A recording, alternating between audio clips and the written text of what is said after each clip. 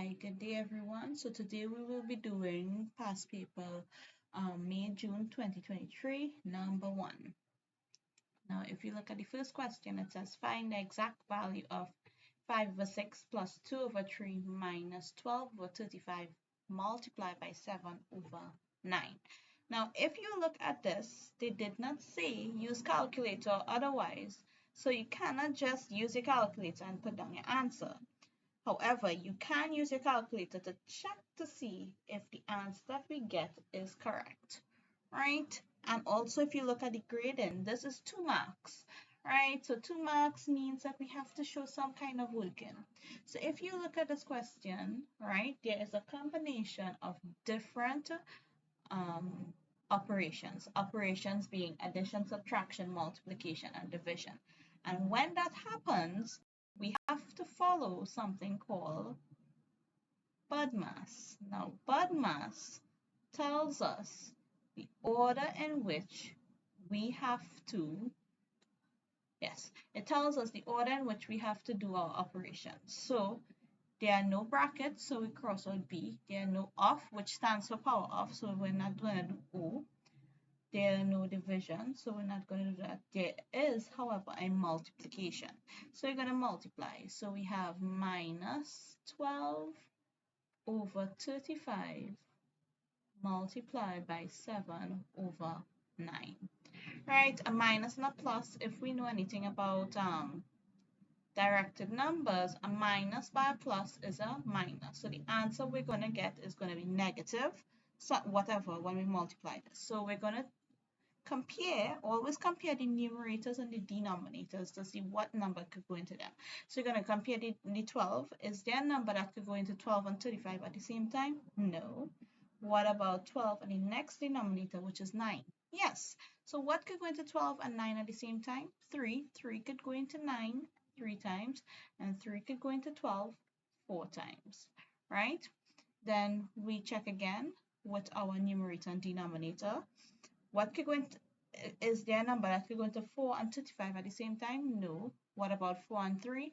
No. So we know that nothing could go into this denominator and numerators, right? This numerator, sorry, and the other denominators.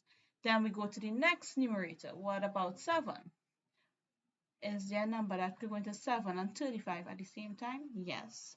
7, right? So 7 into 7, 1. 7 into 35, 5, right? Now when we get that, we just multiply. 4 by 1 is equals to 4, and 5 by 3 is equals to 15. Right, so the question will now become, let's put this in a different color so you can see it.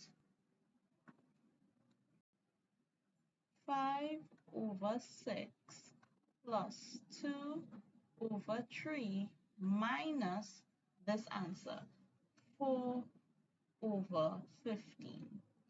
Now, when we have that, what are we going to do? Still follow BODMAS. So we finished the multiplication, so we'll cross out that. Then we're going to do the addition first and then the subtraction. So we have to add these two numbers, which is 5 over 6 plus 2 over 3.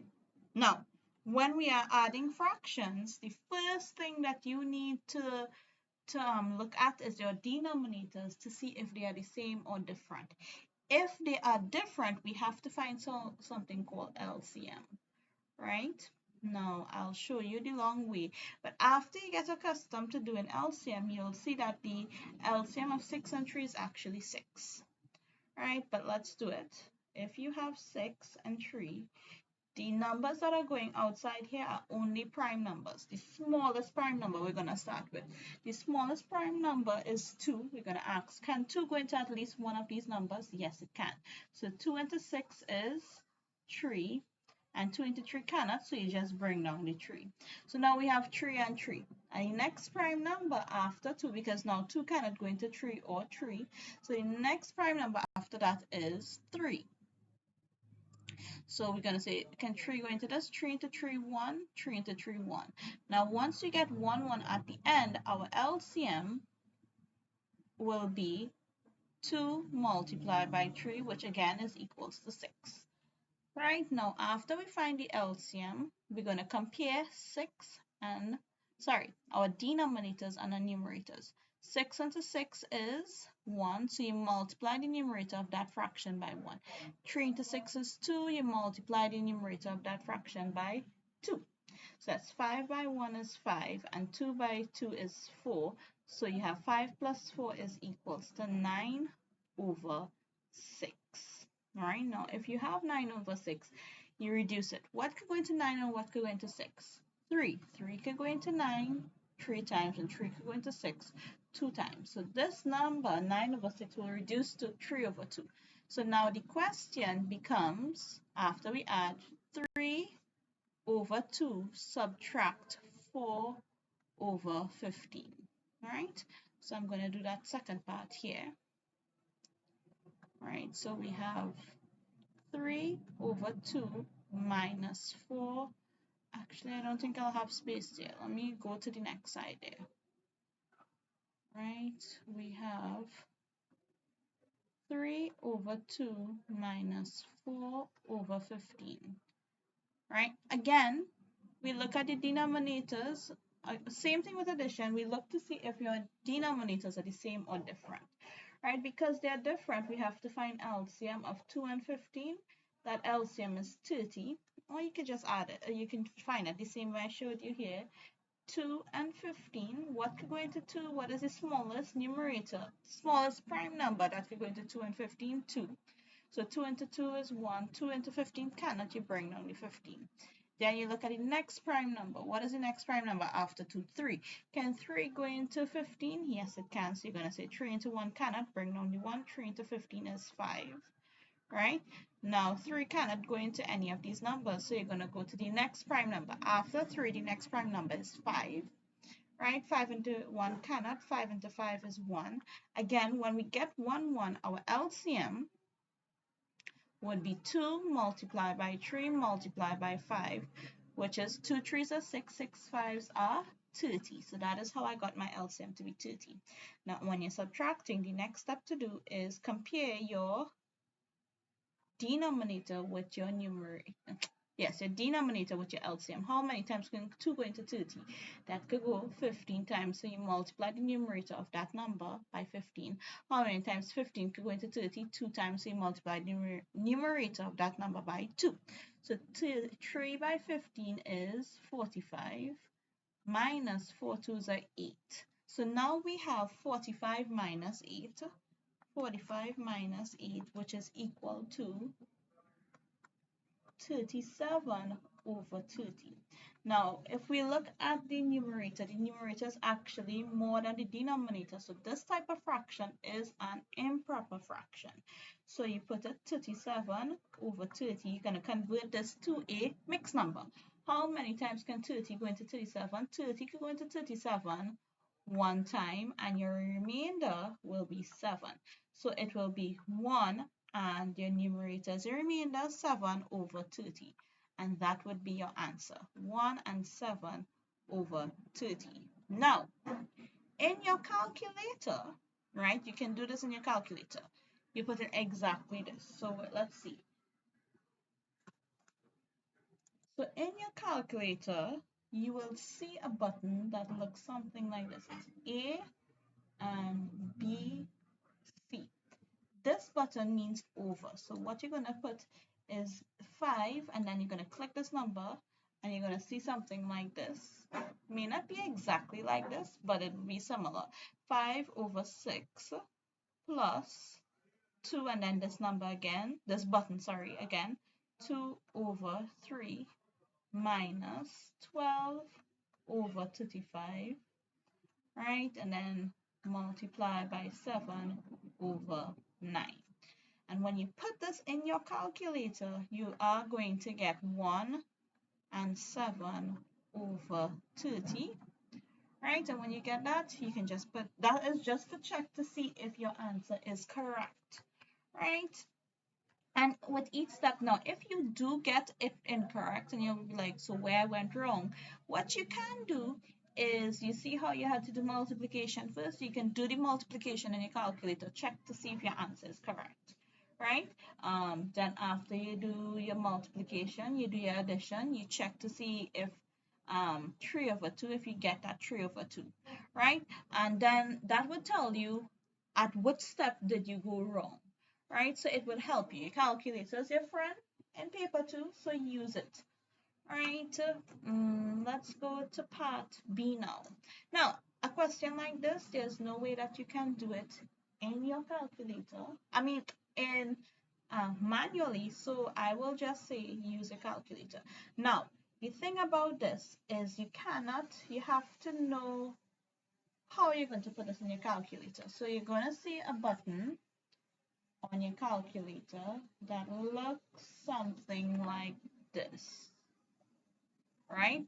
Now, in some calculators, it's like this, and then there are some other calculators that if you look very carefully, you'll see it as yellow, right? Um, I'm talking about the sharp calculators now. If you have a sharp calculator, right, you'll see it as a yellow image. And if we look on our sharp calculator, you'll see second function is also yellow. That just tells you to get your square root, you have to press the second function and then the button that has this image here above in yellow, right? So what you're going to do is you're going to click this first, and then you're going to put open bracket 1, subtract, and next open bracket, cos 37, close bracket, squared, right? And then you're going to close your bracket again. Now, the reason that you're doing this, and maybe I could show you this with a different color, right, is that if you just write it like this, it will not tell the calculator that you are just finding the square root of 1. However, when you put these red brackets that you're seeing, it tells me that, or it tells the calculator, I'm trying to find out the square root of everything in this red bracket there that you can see that I drew. Right now, the next thing is when you see cos or sine or tan, right? Make sure that your calculator, some calculators have DEG, some calculators have D. Make sure it is on this option, because if it is on either RAD or GRAD, you're going to get a completely different answer. So you're going to put this in the calculator. You're going to put the square root of open bracket 1 minus your next open bracket cos 37 close bracket squared, and then you close your bracket again, right? And when you do this, you are going to get an answer of, you'll get an answer of, this is equal to 0.6018150023, right? But if you look at the answer, they said correct to 3 decimal places. That just tells us that we need to only put 3 digits after your decimal point. So we're going to count 1 digit, 2 digits, 3 digits, and you're going to draw a line right here. Now, the reason I'm drawing that line is when you draw a line like that, automatically what you have to do is look and see if the number after the line that you drew is 5 or more.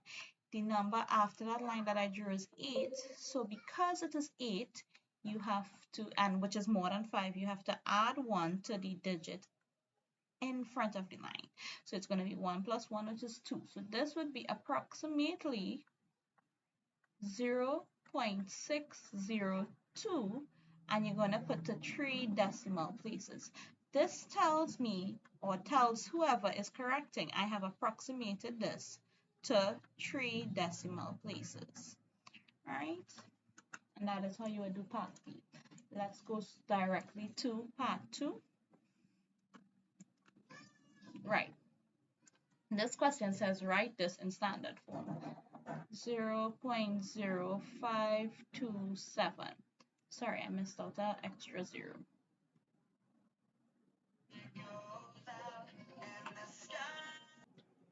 So when we are doing standard form, our aim, now before I start, another word for standard form is scientific notation. So if you see standard form or they tell you to put it, find the scientific notation of this number, it means the same thing, right? The aim to put something in standard form is to put it in the form of n multiplied by 10 to the power of, let's say r, where r could be positive or negative. All right, now n, we want one digit. So we are going to shift this point in such a way that we only want one digit in front of our decimal. So it's going to shift 1, 2, 3. So we have one digit that is not a 0 in front of our decimal point. So now we have 5.27 multiplied by 10 to the power. Now, our power could either be positive or negative, right? So before we do anything, how many places did we shift our point? We shifted it 3 places.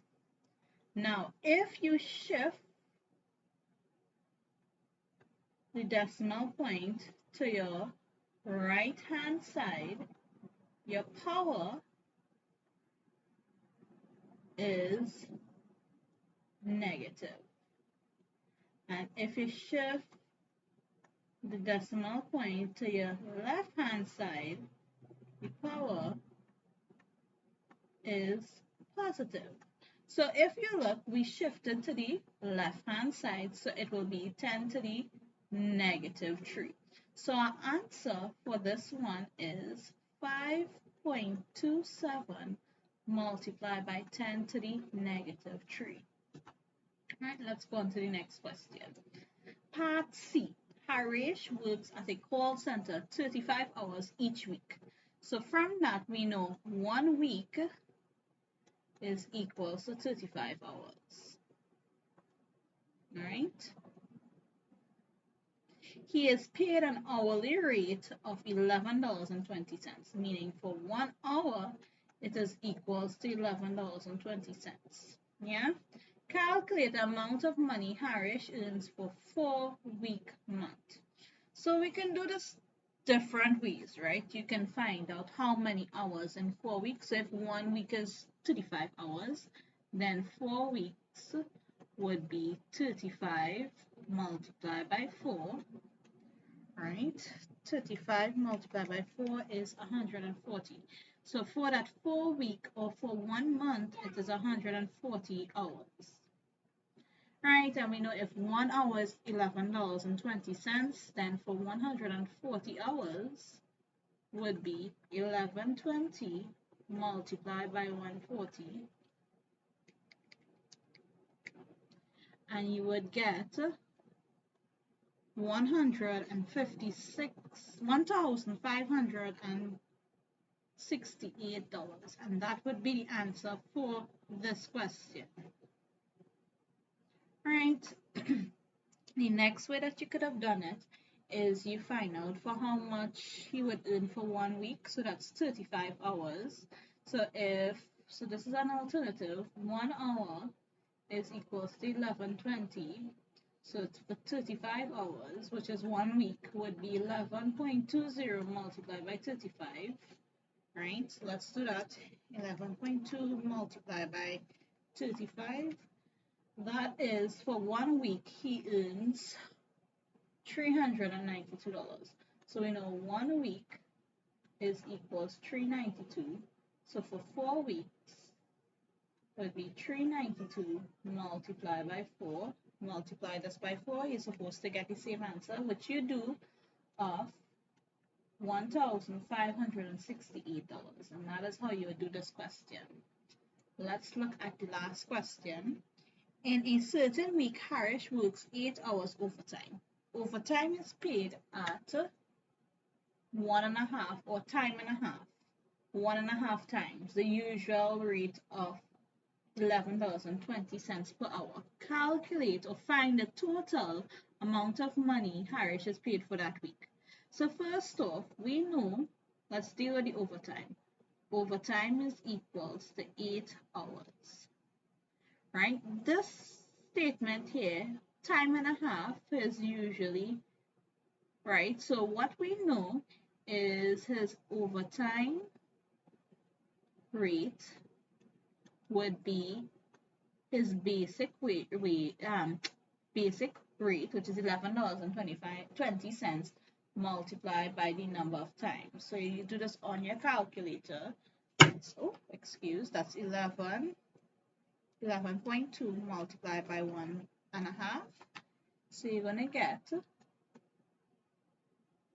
$16.80. And overtime rate just means how much he's paid for 1 hour of overtime. So 1 hour of overtime is equals to $16.80. So that therefore that 8 hours of overtime would be 1680 multiplied by 8, which is equal to $134.40. All right. If we look at the top here, we know that for his 1